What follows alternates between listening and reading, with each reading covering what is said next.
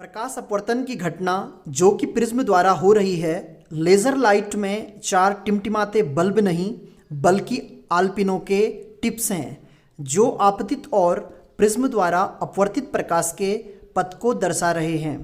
प्रयोग की सत्यता जांचने का सबसे सटीक तरीका आपके सम्मुख प्रस्तुत है, जिसमें आप देख सकते हो कि जो प्रिज्म है उसके एक छोर से लेज़र द्वारा लाइट इसमें आपतित की जा रही है और अपवर्तन के पश्चात दूसरे छोर की तरफ ये लाइट जा रही है, जिसके पथ में मैंने दोनों तरफ दो दो आलपिनें लगाई हुई हैं और उन आलपिनों के जो टिप हैं या सिरे हैं उन पर आपको चमकदार स्पॉट दिख रहे हैं। तो इससे यह सिद्ध होता है कि जो आलपिन हमने प्रकाश के आपतित पथ और अपवर्तित पथ को दिखाने के लिए लगाई हैं वो बिल्कुल सही लगाई गई हैं और हमारे द्वारा किए जा रहे प्रयोग की सत्यता की जांच है। यहाँ पर आप अच्छे तरीके से देख सकते हो कि लेज़र द्वारा एक छोर से मैं प्रकाश डाल रहा हूँ, जो प्रिज्म में अपवर्तन के पश्चात दूसरी ओर लगी जो आलपिनें हैं उनके टिप पर आपको दिख रहा है। इससे यह पुष्टि होती है कि जो आलपिनें आपने लगाई हुई हैं प्रकाश के पथ को दिखाने के लिए वह बिल्कुल सही तरीके से लगी हुई हैं। गुड मॉर्निंग बच्चों, आपके अच्छे दिन की शुभकामना के साथ आइए आज का वीडियो प्रारंभ करते हैं। आज का जो वीडियो होगा वह कक्षा 12वीं के लिए होगा और जो प्रयोगों की श्रृंखला यहाँ पर चल रही है उसका 8वां वीडियो होने वाला है। आज का जो वीडियो है वह अभी तक आपको समझ में आ गया होगा। आज हम प्रिज्म के द्वारा जो प्रकाश अपवर्तन की घटना होती है उसका जो पथ है वह किस तरीके का होता है इस बारे में जानने वाले हैं। साथ में यहाँ पर जो आपतन कोण होता है और जो विचलन कोण होता है उसके बीच में आज हम ग्राफ प्लॉट करने वाले हैं। प्रयोग प्रारंभ करने से पहले यह जान लेते हैं कि प्रिज्म में जो प्रकाश का अपवर्तन होता है वह किस तरीके से होता है। तो सबसे पहले आप ध्यान दीजिए, यहाँ से कोई प्रकाश किरण जिसे मैंने नाम दिया है PQ वह आपतित हो रही है इस बिंदु पर। यहाँ पर हमने एक अभिलंब खींचा है जिसे मैंने नाम दिया है M डैश। उसके पश्चात अपवर्तन होता है। यहाँ प्रकाश किरण विरल माध्यम से आ रही है। जो प्रिज्म है वह कांच का बना होता है जो कि एक सघन माध्यम है वायु के सापेक्ष। तो प्रकाश किरण जो अभिलंब है उसकी ओर झुक जाती है तो नीचे की तरफ झुक गई, इसलिए प्रकाश किरण इस तरीके से QR पथ पर चलती है और जो QR पथ है इसमें यह सीधी जाएगी क्योंकि पूरा का पूरा माध्यम कांच का ही बना हुआ है। फिर से जो R बिंदु है यहाँ पर प्रकाश किरण सघन माध्यम से विरल माध्यम की ओर जाती है तो फिर से अपवर्तन होता है प्रकाश का। और जो अपवर्तन का नियम है वह कहता है कि यदि प्रकाश किरण सघन माध्यम से विरल माध्यम में जाती है तो अभिलंब से दूर हटती है। यहाँ जो अभिलंब है वह M-N है और आप देख सकते हैं इससे दूर हट गई। अब यहाँ पर हमें समझना क्या है, जो प्रकाश किरण है यदि ये प्रिज्म ना होता तो वह PQ से होते हुए सीधे आगे बढ़ती और Q के पथ पर चले जाती, यानी ये जो डॉट डॉट पथ मैंने यहाँ पर दिखाए इसके साथ आगे की ओर बढ़ जाती। लेकिन जब प्रिज्म बीच में आया तो प्रकाश किरण जो फाइनली यहाँ से बाहर निकल गया, यानी कि निर्गत इस दिशा में हो गई। तो यहाँ हम देखते हैं कि यदि इसकी दिशा हम पीछे करते हैं, यहाँ डॉट डॉट आप देख सकते हैं ये पीछे क्या है मैंने, यदि हम पीछे करते हैं तो जो आपतित प्रकाश की किरण है और जो ये निर्गत प्रकाश की किरण है इनके बीच में एक कोण बनता है। यहाँ देखिए, यहाँ मैंने दिखाया हुआ है एक कोण बन रहा है। इसी कोण को हम विचलन कोण कहते हैं। विचलन का अर्थ हुआ अपने मार्ग से विचलित हो जाना या अपने मार्ग से हट जाना। तो प्रकाश किरण जब प्रिज्म से गई तो वह अपने मार्ग से हट गई।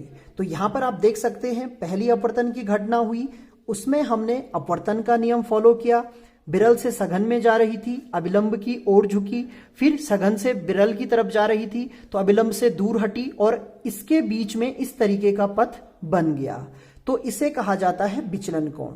यहाँ पर जो हमारा प्रयोग है उसमें हमें क्या करना है, जो आपतन कोण है जिसे हम I कहते हैं और जो विचलन कोण है इसमें हमें ग्राफ प्लॉट करना है। तो हम क्या करेंगे, जो I के मान हैं उन्हें अलग अलग लेंगे। मान लीजिए I के मान हम स्टार्ट करेंगे जैसे 30 डिग्री, 35 डिग्री, 40 डिग्री, 45 डिग्री, इस तरीके से लेते जाएंगे और साथ में इनके क्रॉसपॉन्डिंग यानी कि 30 के लिए यहाँ पर जो विचलन कोण है उसका मान देखेंगे, 35 के लिए विचलन कोण का मान देखेंगे और फाइनली जब हम 5-6 कोणों के लिए ये मान देख लेंगे, उसके बाद हम एक ग्राफ प्लॉट करेंगे और उस ग्राफ में देखेंगे कि वह किस तरीके का प्राप्त होता है और उसमें जो न्यूनतम विचलन है या जिसे हमने अल्पतम विचलन कहा है वो कितना होगा। तो हमें यहाँ पर मिनिमम डेविएशन भी इस प्रैक्टिकल के द्वारा फाइंड करना है। तो अब चलते हैं प्रयोग की तरफ। प्रयोग में जो पहली रीडिंग मैं आपको बताऊंगा वह बहुत अच्छे तरीके से बताऊंगा। बाद की जो रीडिंग होगी वो शॉर्ट में बताई जाएंगी या मैं सीधे आपको ग्राफ बताऊंगा और आपको खुद ही इनसे संबंधित प्रैक्टिकल अपने स्कूल में करना है, क्योंकि प्रिज्म उपलब्ध आसानी से हो जाएगा और साथ में जो आलपिन है या अदर सामग्री की जो आवश्यकता है वह आपको इजीली अवेलेबल हो जाएगी। तो स्कूल में किए जाने वाला सबसे इजी प्रैक्टिकल यही है, लेकिन ये प्रैक्टिकल सामग्री के हिसाब से इजी है करने में। इसमें बहुत सारी सावधानियां आपको बरतनी पड़ती है, वो सब भी मैं आपको बताने वाला हूं। तो सबसे पहले यह जान लेते हैं जो आज का प्रयोग है उसका उद्देश्य क्या है। तो आज के प्रयोग का उद्देश्य है प्रिज्म के आपतन कोण और विचलन कोण के बीच ग्राफ खींचकर प्रिज्म का अल्पतम विचलन कोण ज्ञात करना। इस प्रयोग हेतु जिन सामग्रियों की आवश्यकता है उसमें एक समबाहु प्रिज्म की आवश्यकता है, साथ में लकड़ी का एक फ्लैट सपाट बोर्ड की आवश्यकता है, कुछ वाइट पेपर 1 या 2 वाइट पेपर की आवश्यकता है, चांदे की आवश्यकता है, स्केल की आवश्यकता है, पेंसिल की आवश्यकता है, रबर की आवश्यकता है और 4 या 5 आलपिनों की भी आवश्यकता होगी। ये सभी सामग्रियां आपने अपनी स्क्रीन पर देख ली हैं। अब स्टार्ट करते हैं आज का प्रयोग।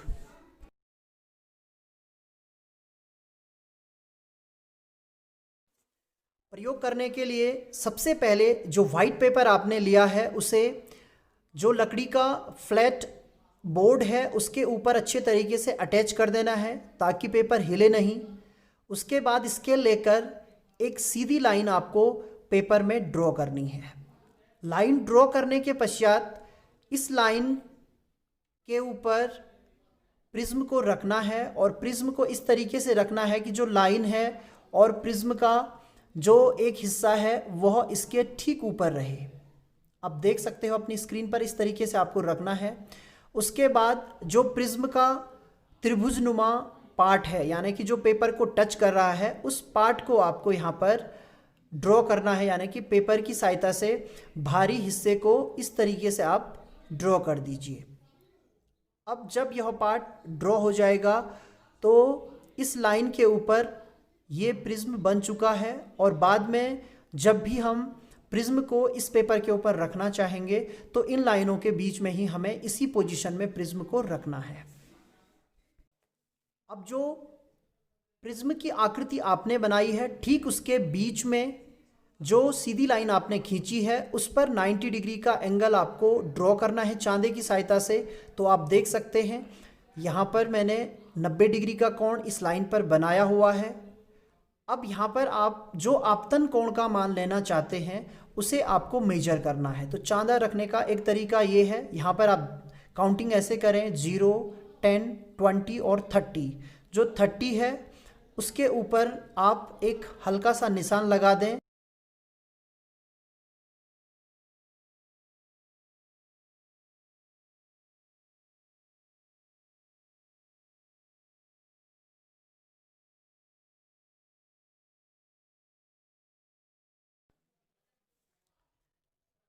साथ ही कोण को आप चांदे को इस तरीके से रखकर भी बना सकते हो। यहाँ पर आपने 90 डिग्री को अभिलंब के कोइंसिडेंट रखा है, फिर आपको 90 से 80, 70 और 60 यानी कि 30 डिग्री का कोण इस तरीके से बनाना है। तो ये दोनों ही तरीके आपके पास हैं, किसी भी एक तरीके से आप बनाइए। दोनों निशान मैंने वहाँ पर लगाए हैं। दोनों बार आपको जो कोण का मान मिलेगा वह 30 डिग्री मिलेगा। अब आप इस बिंदु को जो ओरिजिन पॉइंट है यानी कि जो अभिलंब है और सीधी रेखा है उसका जो कटान बिंदु है उससे मिला दीजिए। तो इस तरीके से ये जो कोण होगा यह 30 डिग्री का आपको प्राप्त हो जाएगा, जो कि पहले प्रयोग के लिए हमारा आपतन कोण है। इसके पश्चात जो लाइन आपने 30 डिग्री के कोण के लिए ड्रॉ की है उस पर दो आलपिन आपको कुछ दूरी पर लगा देने हैं इस तरीके से, और इसके आगे आपको किन किन बातों का ध्यान रखना है वह मैं आपको समझाने वाला हूँ। जब हम प्रयोग करें तो प्रयोग करते वक्त आपको किन छोटी छोटी बातों का ध्यान रखना है, उनमें से सबसे पहले आपको यह ध्यान रखना है कि जो आलपिन आप लें, जैसे ये आलपिन है तो ये 3 आलपिन मैंने यहाँ पे रखी हुई हैं, आप देख सकते हैं सारी ही आलपिन थोड़ा थोड़ा मुड़ी हुई है, तो इस तरीके की आलपिन का प्रयोग आपको नहीं करना है। उसके पश्चात जब आप आलपिन लगाते हो तो किस तरीके से आपको लगाना है ये भी आप देख लीजिए। एक तो जो लाइन आपने खींची है बिल्कुल उसके ऊपर होनी चाहिए, और साथ में ये ध्यान रखना है कि ये जो आलपिन है वो बिल्कुल सीधी रहे। यहाँ पर जो ये वाली आलपिन है, तीसरी आलपिन जो मैंने लगाई हुई है, हमें केवल 2 आलपिन की आवश्यकता है, उसे आप देख सकते हो वो थोड़ा सा तिरछी है, तो इस तरीके से आलपिन आपको नहीं लगानी है। जब आप आलपिन लगाएं तो वो इस तल पर यानी जो पेपर है उस पर 90 डिग्री के एंगल पर खड़ी रहें, इससे आपकी जो रीडिंग है वह बिल्कुल सही आती है। अब मैं आपको प्रिज्म रखने के बाद बताऊंगा कि किस तरीके की सावधानियां आपको प्रिज्म के साथ रखनी है। यहाँ पर प्रिज्म देखिए, जब हम निशान बना देते हैं उसके पश्चात हम क्या गलती करते हैं, हम कभी इस तरीके से उसे खड़ा कर देते हैं, कभी इस तरीके से रख देते हैं, कभी इस तरीके से रख देते हैं, कभी इस तरीके से रख देते हैं, यानी कि जो प्रिज्म की पोजीशन है वो अलग अलग होती है। इसके लिए सबसे अच्छा तरीका है कि आप जब ये लाइन ड्रॉ करते हैं उस समय यह ध्यान दें कि आपने प्रिज्म को किस तरीके से रखा था। इसके लिए मैंने क्या किया, प्रिज्म पर ए लिख दिया और इस तरीके का निशान लगा दिया। इससे क्या होता है, गलती होने के चांसेस नहीं रहते हैं।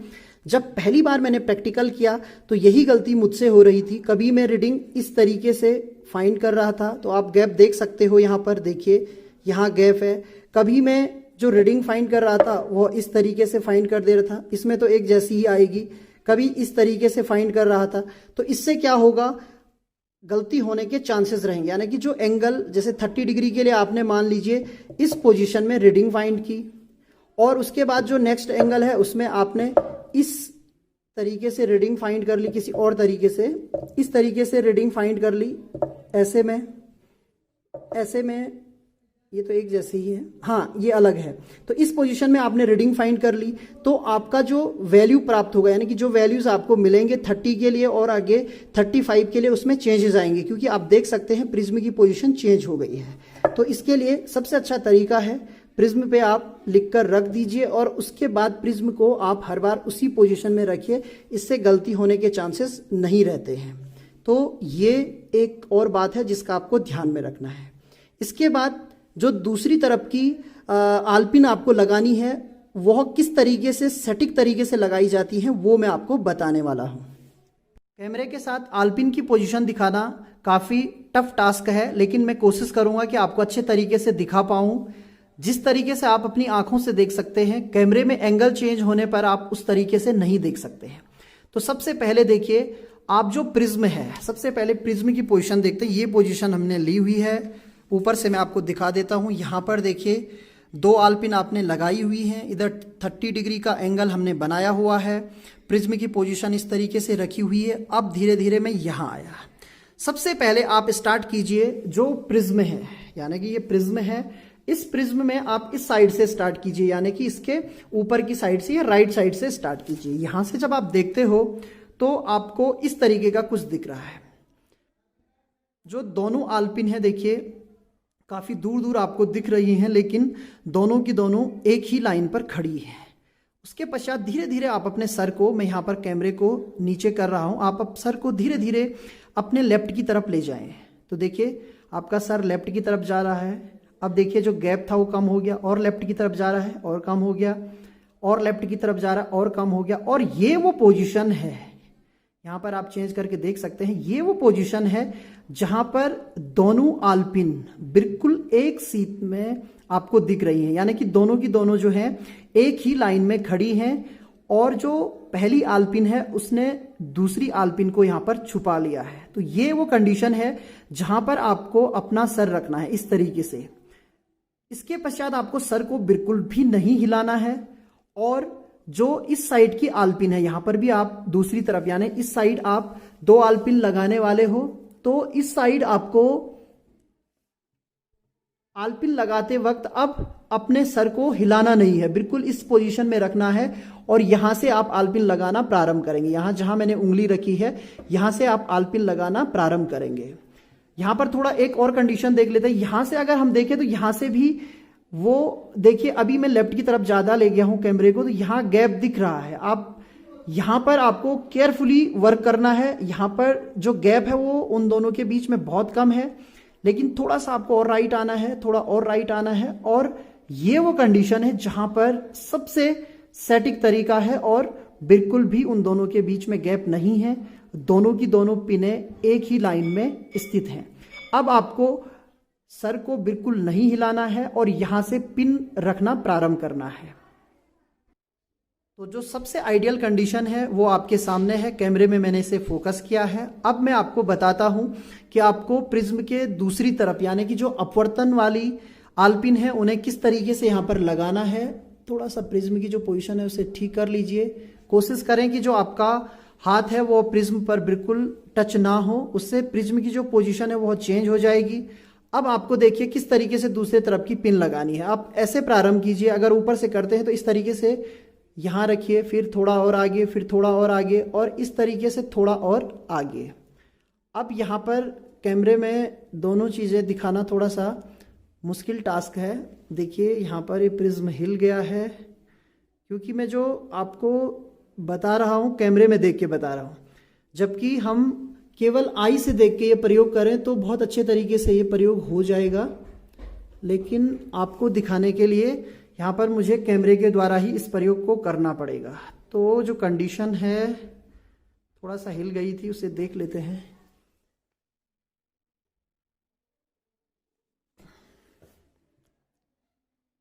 सबसे सटीक कंडीशन ये है। यहाँ पर देखिए आपको इस तरीके से पिन को लगाना है, या तो ऊपर से प्रारंभ कीजिए या तो नीचे से। इस तरीके से आगे की तरफ बढ़िए पिन लेके, ये इस तरीके से। यहाँ कहीं पीछे आपको वो पिन दिखाई दे रही होंगी, इसके पीछे की तरफ, यानी मैं कोशिश करता हूँ यहाँ पर इस तरीके से इसको रखने। इसके पीछे की तरफ आप उंगली के टिप पे देख सकते हैं, पीछे की तरफ जो है पिन है। कैमरे से या तो यहाँ फोकस होगा या तो पीछे फोकस होगा, तो थोड़ा कैमरे में प्रॉब्लम है देखना। दूसरा तरीका ये है कि यदि आप नीचे की तरफ से प्रारंभ करें प्रिज्म की तरफ से, तो इस तरीके से आगे बढ़ना है। आपको यहाँ पिन रखनी है, फिर इस तरीके से, फिर इस तरीके से, फिर इस तरीके से। तो लगभग यहाँ पर आके आपको पिन को स्थिर करना है। तो इस तरीके से मुझे लगता है इसके पीछे की तरफ देख सकते हैं आप, इसके पीछे की तरफ वो पिन भी आपको दिख रही हैं, तो वहाँ है। बस यहाँ पर ये सटीक या एक सही बिंदु आपको ढूंढ लेना है जहां पर कि इन तीनों के बीच में कोई भी गैप ना रहे और तीनों के तीनों जो है एक ही लाइन में आपको दिखे। तो मैं कोशिश करता हूं कि कैमरे में ही ये कर पाऊं। अगर ना कर पाऊं तो पहले बिना कैमरे के से करूंगा, फिर आपको दिखाऊंगा। वैसे मुझे लगता है यहाँ कहीं वो कंडीशन है, देखें एक बार, यहाँ पर कहीं वो कंडीशन है। अब इसकी जो नीचे की टिप है वो भी बिल्कुल उसके कोइंसाइड होनी चाहिए, एक ही लाइन में तीनों होने चाहिए। यहाँ कहीं मुझे लगता है यहाँ पर है, हल्का सा ये देखें। और अब इसको यहाँ पर दबा देते हैं, तो देखें क्या होता है। यहाँ पर मैंने इसे दबाया, देखिए लगभग एक ही लाइन में ये है। और ये जो गैप आपको दिख रहा है तो ये कैमरे की वजह से आगे पीछे दिख रहे हैं। आप देख सकते हो जो प्रिज्म है उसके आगे की साइड जो पिन हमने लगाई, यानी कि जो आपतित प्रकाश को दिखा रही हैं, उन पिन की जो स्थिति है, उनकी जो लाइन है, और जो ये पिन हमने दूसरी तरफ लगा ली है उसकी जो लाइन है वो लगभग एक ही लाइन है। प्रिज्म यहाँ पर थोड़ा सा डिस्टर्ब हुआ है, तो इसे सही कर लेते हैं। ये कंडीशन है।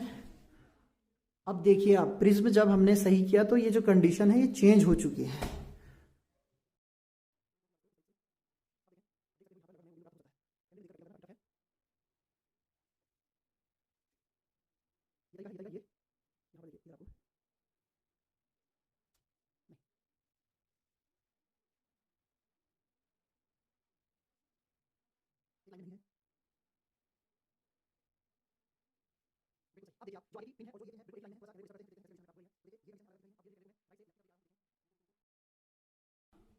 ये कंडीशन है, ये वाली, जहाँ पर तीनों के तीनों बिल्कुल एक ही लाइन में आपको स्थिर दिख सकते हैं। फोकस करें इसको तो कैमरे में या तो आगे फोकस होगा या तो पीछे फोकस होगा। तो ये तीनों बिल्कुल एक ही लाइन में है, थोड़ा सा हल्का सा गैप है, तो इसे आप इस तरीके से, ये देखिए बिल्कुल एक ही लाइन में है। एक और पिन आपको लेनी है। देखिए दूसरी पिन को आपको किस तरीके से लगाना है, बहुत आसान है दूसरी पिन लगाना। नीचे की जो टिप है सबसे पहले उस पर ध्यान दीजिए। देखिए मैं जो भी चीज़ आपको बता रहा हूँ सबके सब कैमरे में देख के यहाँ पर मैं प्रयोग कर रहा हूँ। तो धीरे धीरे आपको आगे को इसको बढ़ाना था और यहाँ पर इसे दबा देते हैं। तो देखते हैं ये चारों के चारों अब एक लाइन में हमें दिखने चाहिए। थोड़ा सा जो ऊपर के फेस हैं वो एक लाइन में नहीं है। अब देखें तो अब कंडीशन थोड़ा सा चेंज हुई है। यहाँ पर जो कैमरा है वो भी थोड़ा सा हिल गया है। तो देखें क्या कंडीशन है, बिल्कुल ये एक ही लाइन में है, यहाँ प्रॉब्लम नहीं है।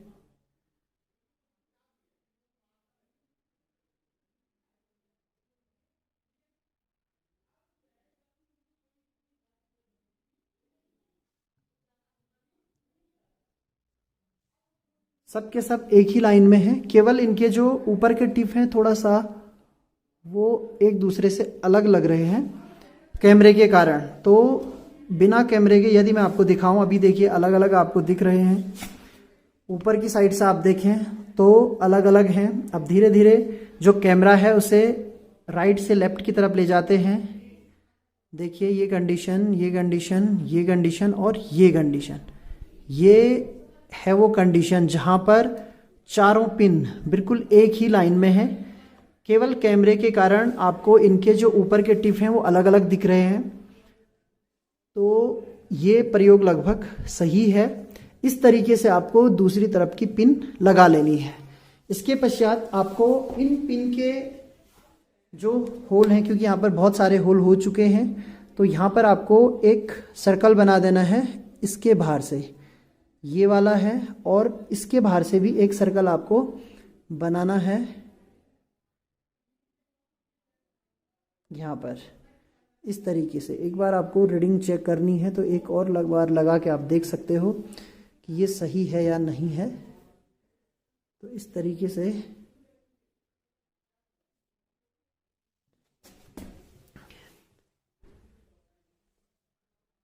बिल्कुल यही वाला जो होल था उस पर केवल ऊपर का हिस्सा इसका थोड़ा सा तिरछा है,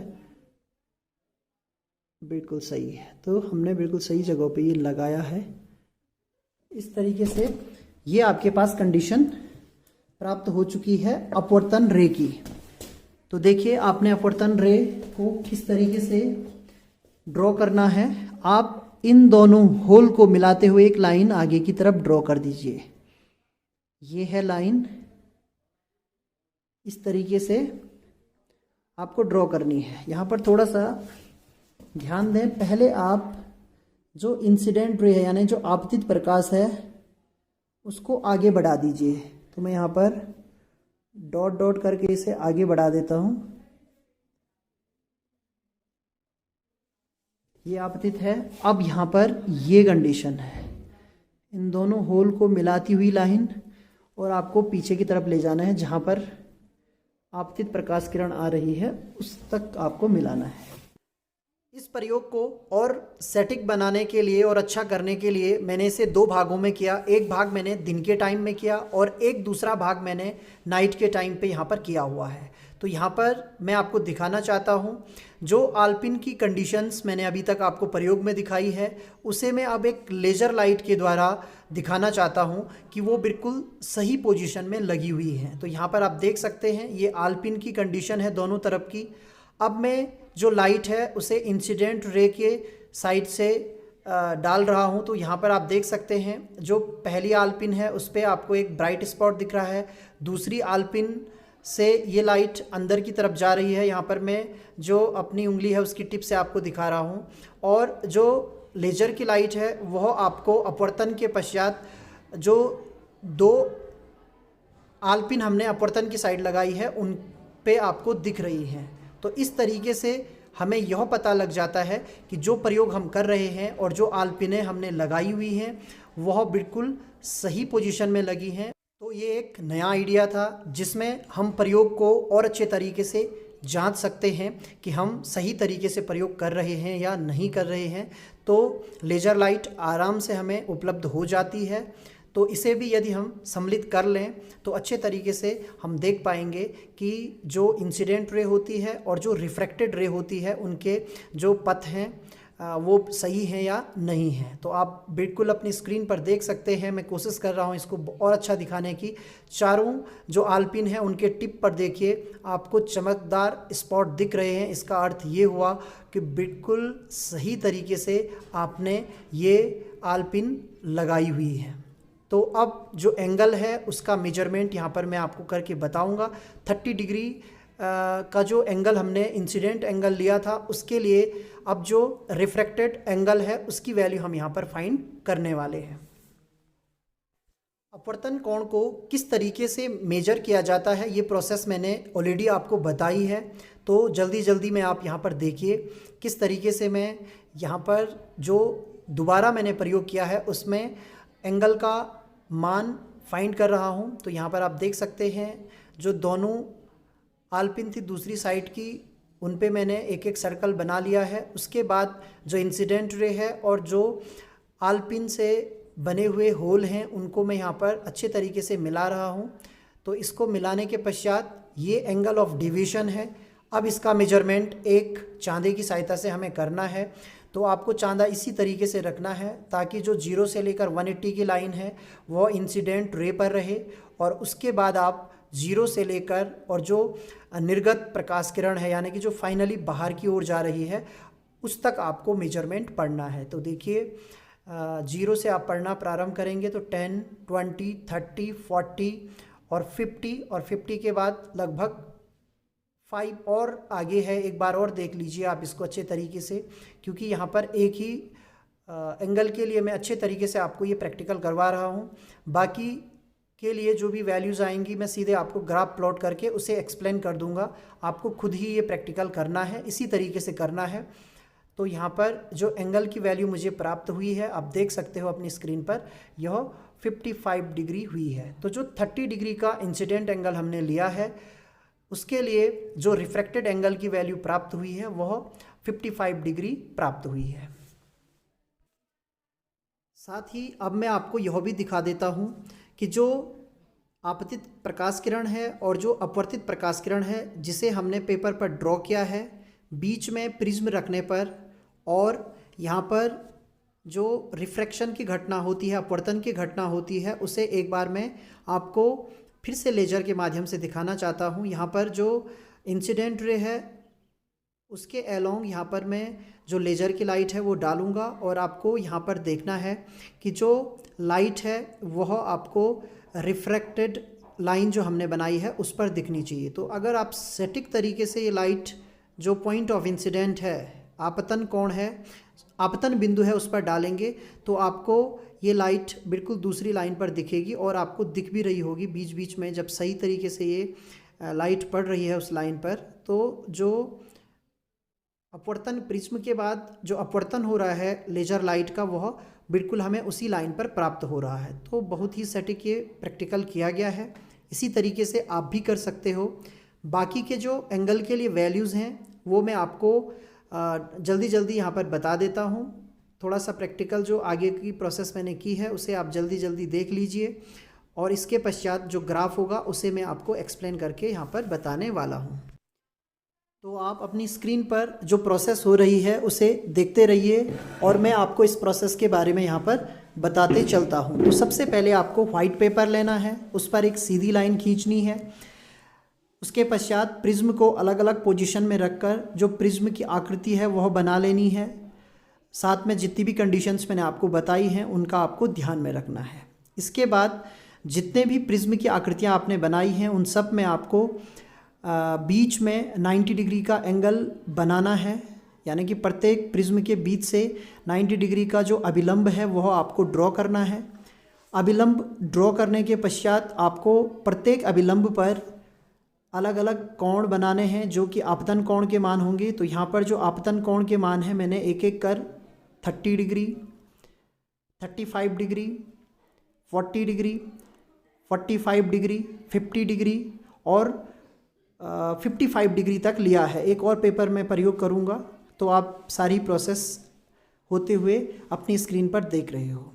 इसके पश्चात आपको इंसिडेंट रे पर आलपिन लगानी है, दो आलपिन लगानी है अच्छे तरीके से, और फिर प्रिज्म के दूसरी तरफ से उन 2 आलपिनों के लिए फिर से 2 आलपिन लगानी है, जिससे कि जो चारों आलपिन हैं वह एक ही लाइन में रहें। तो इस तरीके से जो दूसरी तरफ आपने आलपिन लगाई हैं उनमें एक एक सर्कल बनाना है, और उन दोनों सर्कल में जो छेद हुए हैं या जो होल हैं उनको मिलाते हुए आपको जो प्रिज्म के द्वारा प्रकाश का अपवर्तन होता है उसकी लाइन ड्रॉ कर देनी है। तो इस तरीके से इस प्रयोग को आप अलग अलग कोण के लिए करते जाएंगे और प्रत्येक कोण का मान आप नोट करते जाएंगे, और उसके पश्चात आपको मैं यहाँ पर बताऊँगा कि जो ग्राफ है वह किस तरीके से प्लॉट किया जाता है, और उस ग्राफ का जो मीनिंग है यानी कि जो हम ग्राफ की व्याख्या करते हैं वो किस तरीके से की जाती है, और जो हमने प्रैक्टिकल किया वह उस ग्राफ के हिसाब से सही रहा या नहीं रहा ये भी आपको जानना है, क्योंकि रीडिंग निकालना ही एकमात्र उद्देश्य नहीं है। उसके पश्चात जो रीडिंग हमें प्राप्त हुई है वो सही भी होनी चाहिए, यानी कि जिस तरीके से प्रिज्म के लिए व्यवहार होता है अपवर्तन का वो व्यवहार यहाँ पर आपको दिखना भी चाहिए। तो सबसे पहले मैं आपको यहाँ पर जो ग्राफ बनता है आपतन कोण और विचलन कोण के बीच में उसे एक्सप्लेन करके बताऊँगा, और फिर ये बताऊंगा कि जो प्रैक्टिकल मेरे द्वारा किया गया उसमें जो आपतन कोण के और विचलन कोण के मान हैं उनके बीच जो ग्राफ हमने प्राप्त किया है वह सही रहा या नहीं रहा। तो इस तरीके से जो प्रयोग है वो लगभग मैंने आपको अच्छे तरीके से बताने की पूरी कोशिश की है। अब केवल एक ही भाग इसमें शेष है, वो है ग्राफ वाला भाग, तो वो भी मैं आपको एक्सप्लेन करके बता देता हूँ, और इस प्रैक्टिकल को आप बहुत कम सीमित संसाधनों में ही कर सकते हो और अच्छे तरीके से इसको समझ भी सकते हो।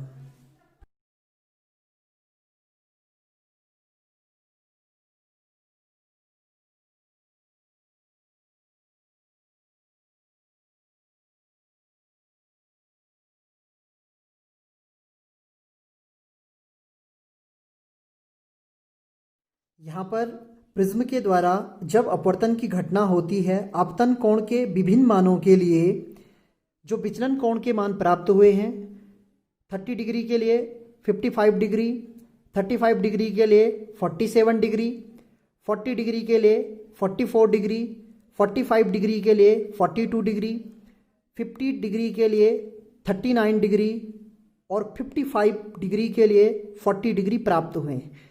अब इनसे संबंधित जो ग्राफ है वह किस तरीके से प्लॉट किया जाएगा वह मैं आपको बताने वाला हूं। तो इसके लिए एक ग्राफ पेपर की आवश्यकता हमें होगी। तो आइए ग्राफ प्लॉट करते हैं। ग्राफ बनाते वक्त सबसे पहले आपको ग्राफ पेपर पर एक्स एक्सिस और वाई एक्सिस ड्रॉ करने हैं।